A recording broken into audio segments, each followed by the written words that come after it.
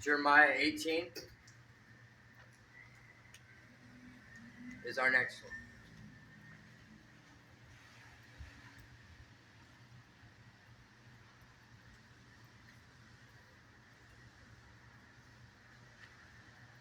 The potter and the clay.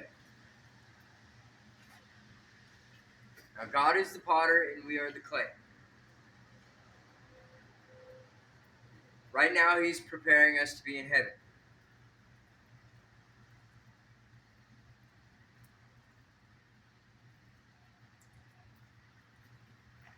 The Lord gave another message to Jeremiah. He said, "Go down to the potter's shop, and I will speak to you there." So I did as he told me and found the potter working at his wheel.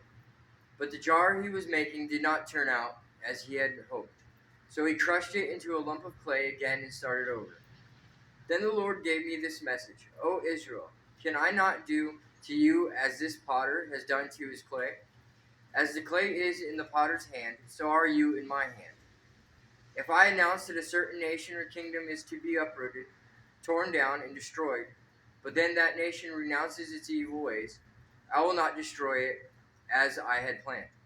And if I announce that I will plant and build up a certain nation or kingdom, but then that nation turns to evil and refuses to obey me, I will not bless it as I said I would." Therefore, Jeremiah, go and warn all Judah and Jerusalem. Say to them, "This is what the Lord says. I am planning disaster for you instead of good.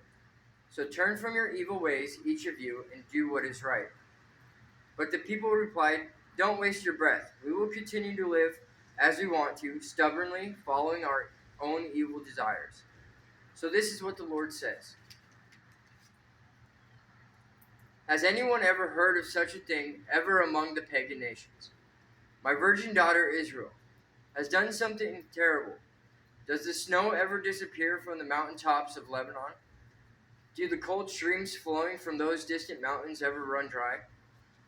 But my people are not so reliable, for they have deserted me. They burn incense to worthless idols. They have stumbled off the ancient highways and walk in muddy paths. Therefore, their land will become desolate, a monument to their stupidity. All who pass by will be astonished and will shake their heads in amazement. I will scatter my people before their enemies, at the east winds, as the east wind scatters dust.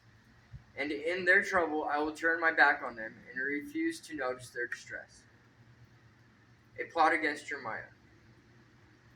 Then the people said, "Come on, let's plot a way to stop Jeremiah. We have plenty of priests and wise men and prophets. We don't need him to teach the word and give us advice and prophecies. Let's spread rumors about him and ignore what he says. Lord, hear me and help me. Listen to what my enemies are saying. Should they repay evil for good? They have dug a pit to kill me, though I pleaded for them and tried to protect them from your anger. So let their children starve, let them die by the sword.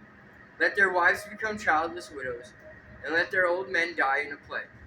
And let their young men be killed in battle. Let screaming be heard from their homes as warriors come steadily upon them. For they have dug a pit for me, and have hidden traps along my path. Lord, you know all about their murderous plots against me. Don't forgive their crimes and blot out their sins. Let them die before you. Deal with them in your anger."